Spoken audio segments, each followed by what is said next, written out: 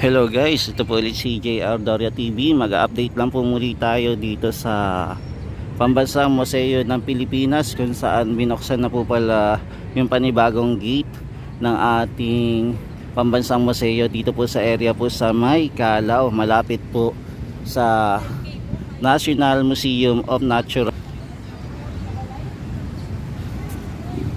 Bali, inopen po ito noong May 1, 2026. Kaya ito na po, panibagong pasyalan na naman po, panibagong labasan, pasukan. Yan, entrance exit po.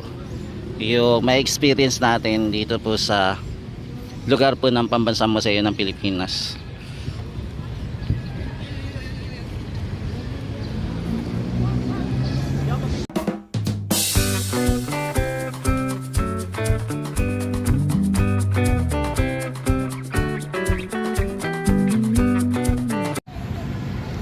Po mga tropa, it's bukas na pala yung gate dito malapit po sa National Museum.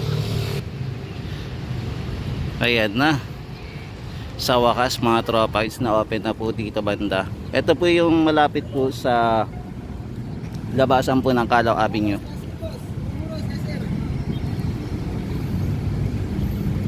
Yan, okay na po siya. So panibagong gate na naman po ng Pambansang Museo ng Pilipinas ang nabuksan po.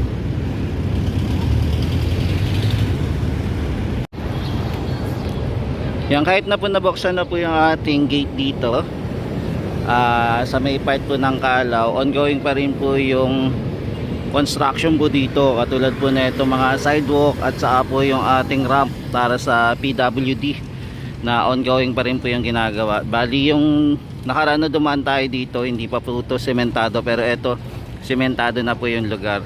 Meron pa po silang inaayos sa mga drainage system po, inaayos pa nila. Yan, unti-unti na pong gumaganda yung ating Pambansang Museo ng Pilipinas. Pero may makikita pa rin tayo mga kababayan natin na nagtitinda po dito malapit po sa museum.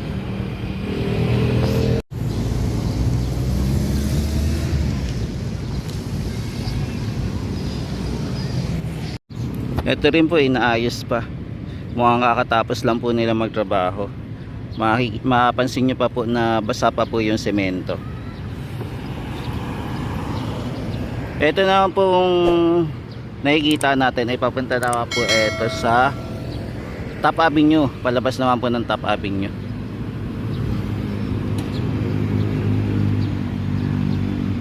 Yan, ito naman po yung simbahan. Tapos Manila Doctors Hospital.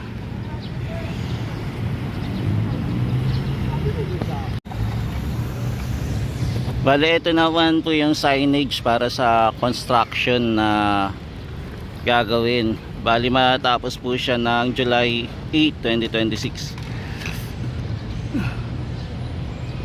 Ayan, completion of development of National Museum in Manila.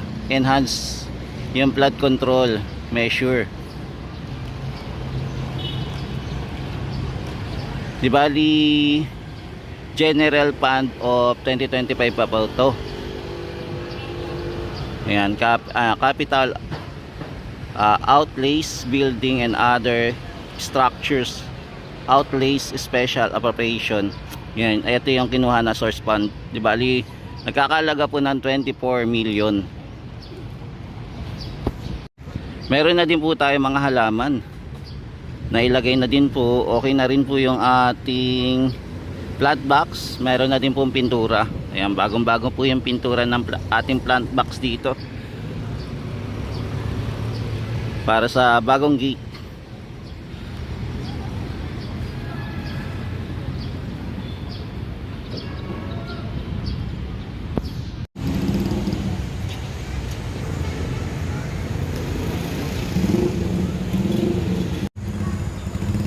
Yan, meron pa po mga area na hindi pa po natatapos. Kahit na hindi pa po tapos yung ibang part po ng ating National Museum o Pambansang Museo ng Pilipinas, di bali inopen na po itong area.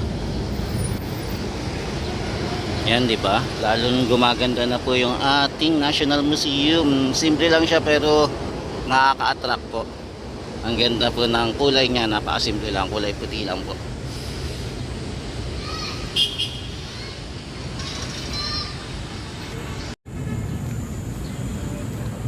Yung bato po dito naka-display pa rin, linagay po sa gitna.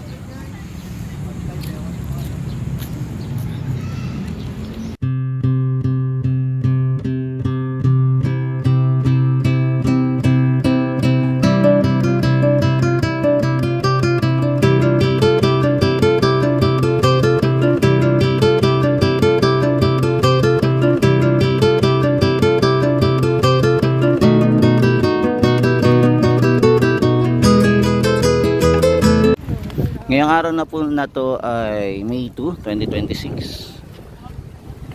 Time check po natin ay 6:20 na po ng gabi.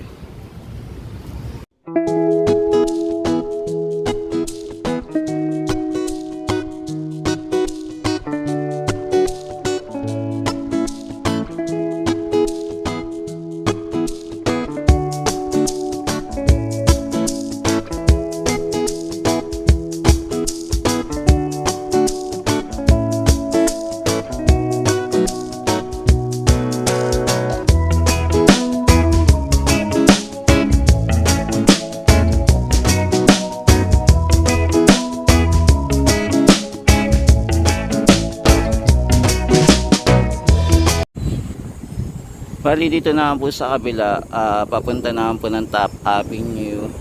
Working in progress pa rin po mga tropa.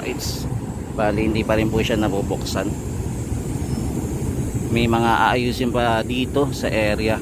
Dito naman po sa labasan naman po ng Top Avenue.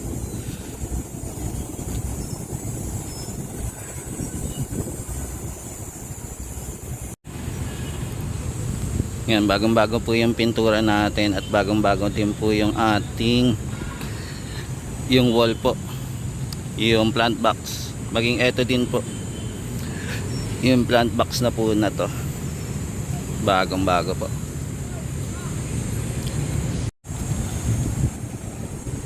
Ito naman po yung papunta naman po sa Maria Orosa Street. Yung ating plant box po dito okay na. Pero may part pa rin po dito na hindi pa naayos. Malapit naman po doon sa may Jollibee.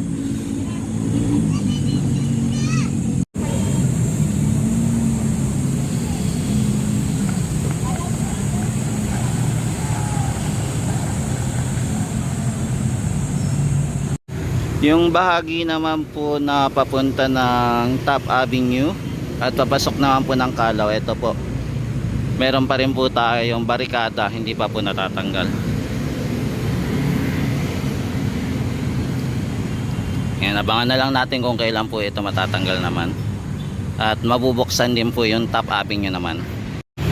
Ito naman po yung ating Top Avenue. Makikita nyo din po yung ating station na UN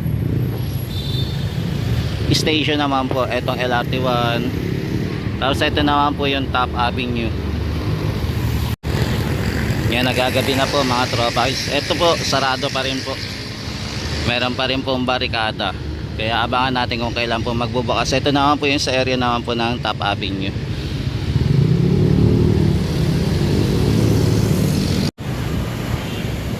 Dito naman po yung banda sa may Top Avenue naman po yung aabangan natin kung kailan po mag-o-open. Yan, pasensya na guys, sinapot na po tayo ng gabi sa pag-update dito sa area ng Pambansang Museo ng Pilipinas, kaya medyo madilim na po.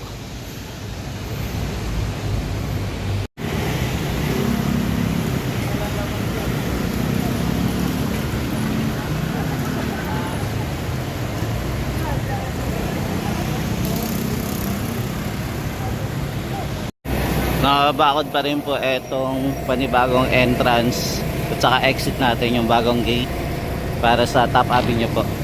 Ito may mga hindi pa po nababaklas. Yan, sarado pa po siya. Pero ayos na rin po, no? Kompleto na din po yung ating ilaw. Tapos meron na din po para sa gate. Ayan, may design na rin po para sa pasukan. Okay na din po yung ating Mga plant box dito po sa area pala hindi pa ayos at saka hindi pa po napipinturahan. Ayan, may part pa po palang hindi pa ayos.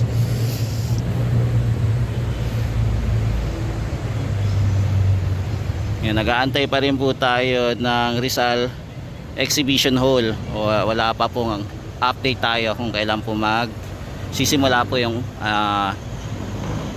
infrastructure para po sa panibagong building na gagawin dito sa Pambansang Museo ng Pilipinas. Dito po sa party po ng Luneta Park.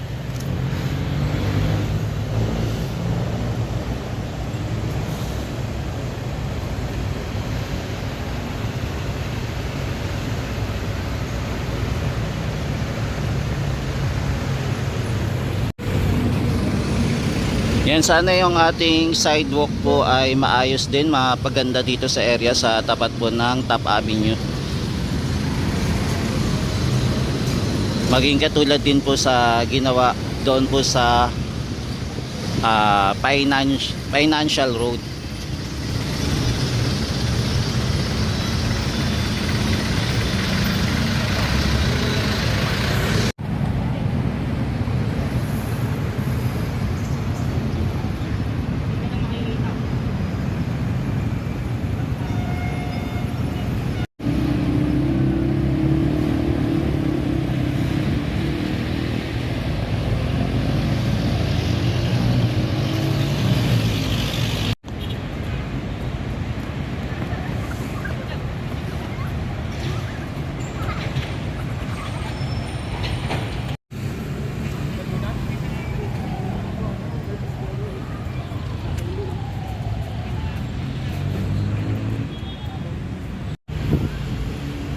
Nagagabi na po dito sa National Museum o Pambansang Museo ng Pilipinas.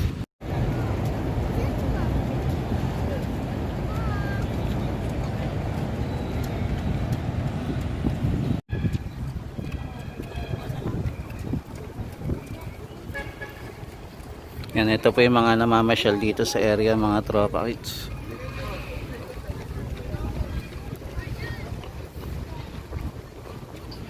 Yan, medyo matilim lang dito sa area, hindi po ganun kalinaw po, no, yung ating pag video. Kaya maganda talaga, medyo maaga pa nakakapag-update na tayo dito.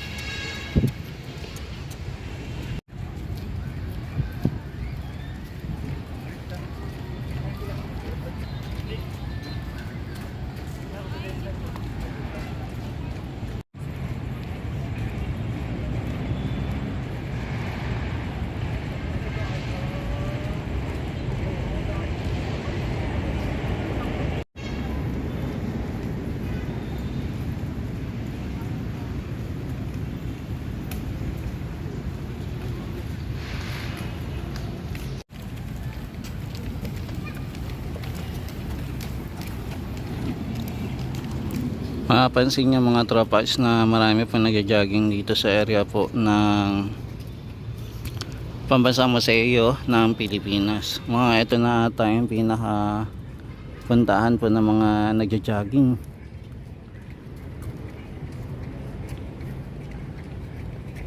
Yung karamihan po na nakikita natin puro mga nagja-jogging yung umiikot po dito.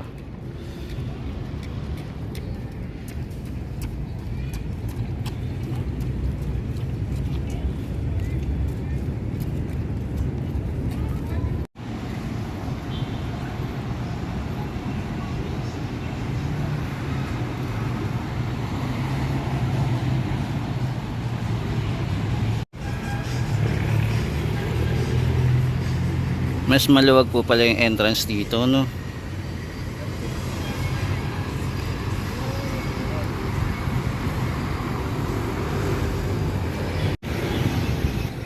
Yan, so mga tropa, sinabot na tayo ng gabi sa pag-update dito sa area po ng Pambansang Museo ng Pilipinas, malapit po sa natural history na nagbukas na mga tropa at pwede na po tayong maglabas pasok dito sa area. Malapit po ito sa Calao Avenue mga tropa.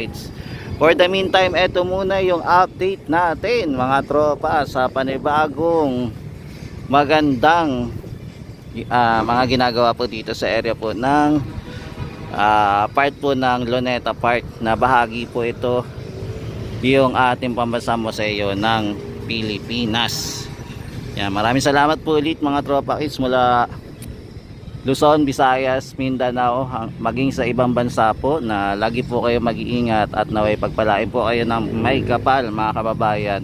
Ingat-ingat po. Ayan, paganda na po ang ating bansang Pilipinas, kaya kailangan lang po natin magkaisa at para lalo pa po itong gumanda at kapaki-pakinabang lalo na po sa ating mga kababayan.